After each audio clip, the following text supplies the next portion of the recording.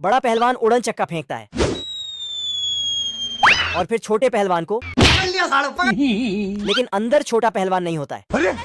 तो सोच। छोटा पहलवान भाला फेंकता कि तभी वह भाला छीन लेता है। निकल ले भाई तू। और फिर साला छोटा पहलवान सीधा चांद पर जा गिरता है। और इधर बड़ा पहलवान उसके माल को, मुझसे शादी करोगी, कहाँ से सपना देखे हो? फिर वह भागती तो बड़ा पहलवान,